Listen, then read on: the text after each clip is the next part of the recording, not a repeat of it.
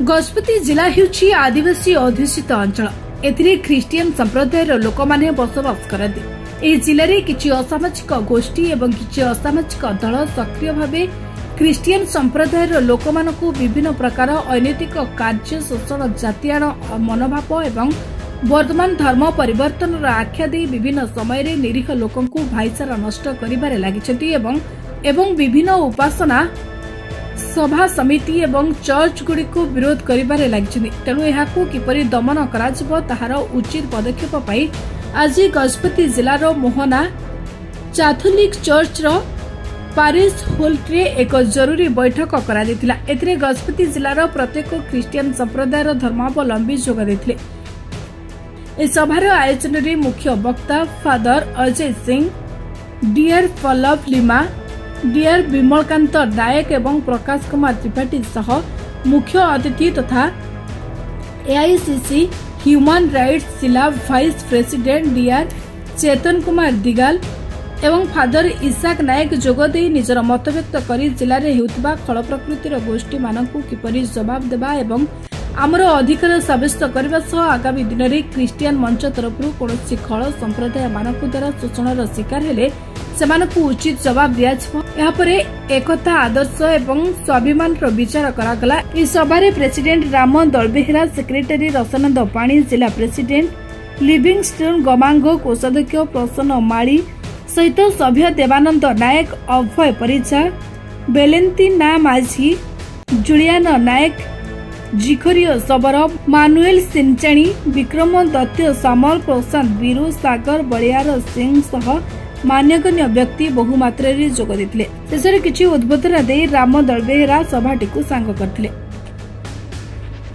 Doctor चेतन Kumar दिगाल, AICC human rights रो state wise president मो अछि। आज निमंत्रण क्रमे मु गजपति आसीथिली। गजपतिर संख्या लघु संप्रदाय आमर जो ख्रिस्टियन माइनोरिटी अच्छा से माने मते निमंत्रण करथिले। मोहना ठारे तांकर बैठक चली आ से बैठक को आज तारीख 9 रे से माने मते निमंत्रण करथिबारु मो सुदूर बरहमपुर मु आसीथिली। आज दिनटा गोटे सुंदर दिन थिला, पॉजिटिव डे थिला। आज 200 ऊर्ध्व ख्रिस्टियन माइनोरिटी माने थिले। एठारे माइनोरिटी डेवलपमेंट, माइनोरिटी माने किपरि निजको सशक्तिकरण करिपारिबे, तत्सहित माइनोरिटी सुरक्षा किपरि हेई पारिबो, राजनीतिक स्तर में माइनोरिटी अपलिफ्टमेंट किपरि कराजिबो, अर्थनैतिक भाव में से माने किपरि दृढ़ीकृत हेबे, आउ एपरि भाव में माइनोरिटी मानकु से मानकर अधिकार को फोकस करी गुरुत्व दे आज बैठक थिला। अनेक बुद्धिजीवी माने थिले, दूर दूरांतर आसीथिले, मान्यगण्य व्यक्ति माने आसीथिले। आउ ए परिप्रेक्षी गोटे विषय मु कहबा पई इच्छा करे, सारा ओडिशा रे एई दिन मानकरे माइनोरिटी मानकु धर्म परिवर्तनकारी भाव में आक्षेप करी अटैक करा जाउची, ताहा अत्यंत निंदनीय घटना अटे आ घृण्य विषय अटे। आम मानकर कौनसी साधु सन्थ फादर किंबा पालक माने किए कहार धर्म परिवर्तन करती नाही। जदि ताहा प्रमाण सिद्ध अटे, मान्यवर अदालत, मान्यवर कोर्ट से निमंते रही आ विभिन्न कठोरपंथी अनुष्ठान माने ओडिशा बाहर ख्रिस्टियन माइनोरिटी कम्युनिटी को आक्रमण करते, घरे पशि आक्रमण करते। यह यथाशीघ्र बंद कर दिया जाओ, नहेले जातीय स्तर रे अंतर्जातीय स्तर रे आंदोलन कराजिबो आउ एहार कार्यानुष्ठान नियाजिबो।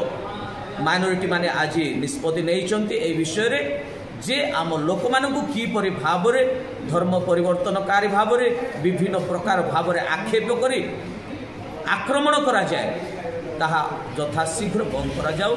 आम माने असुरक्षित निजको असुरक्षित भाव रे समाज रे आम माने निजको महसूस करूचु।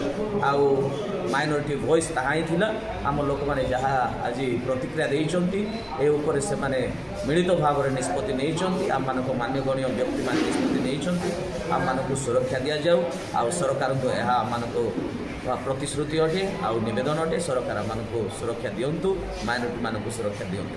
बहुत बहुत यहाँ केवल आमर गजपति जिलार ख्रीष्टीय संप्रदाय जो माने विभिन्न जाति आम समस्ते गोटे मंचर आज जे गजपति जिलार ख्रीष्टीयान माने से मानकर सामाजिक राजनैतिक अर्थनैतिक आमर जो विभिन्न अधिकार रही दीर्घ वर्ष होगा आम से वंचित रही से अधिकार निमंते आम आज एक